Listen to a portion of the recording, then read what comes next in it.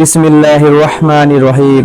হযরত ওমর ইবনুল খাত্তাব রাদিয়াল্লাহু তাআলা আনহু রিওয়ায়াত করিয়াছেন, রাসূলুল্লাহ সাল্লাল্লাহু আলাইহি ওয়াসাল্লাম ইরশাদ করিয়াছেন, তোমরা যদি আল্লাহ পাকের উপর এমন ভাবে তাওয়াক্কুল করিতে থাকো যেভাবে তাওয়াক্কুলের হক রইয়াছে, তাহা হলে তোমাদেরকে ঠিক ওইভাবে রিজিক দেওয়া হইবে যেভাবে পাখিদেরকে রিজিক দেওয়া হয়।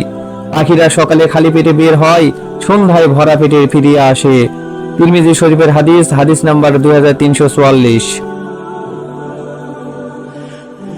বিসমিল্লাহির রহমানির রহিম। হযরত আমর বিন শুআইব তাহার পিতা এবং তাহার দাদা রাদিয়াল্লাহু তাআলা আনহুমা হইতে রিওয়ায়াত করিয়াছেন, নবী করিম সাল্লাল্লাহু আলাইহি সাল্লাম ইরশাদ ফরমাইয়াছেন, এই উম্মতের ইসলাহ এবং সংশোধনের সূচনা ইয়াকিন এবং দুনিয়ার প্রতি অনীহা হইতে শুরু হইয়াছে, অতঃপর তাহাদের সর্বনাশের সূচনা কৃপণতা ও দীর্ঘ আশার কারণে হইবে। বাইহাকী শরীফের হাদিস 7 নম্বর খণ্ড 427 নম্বর হাদিস।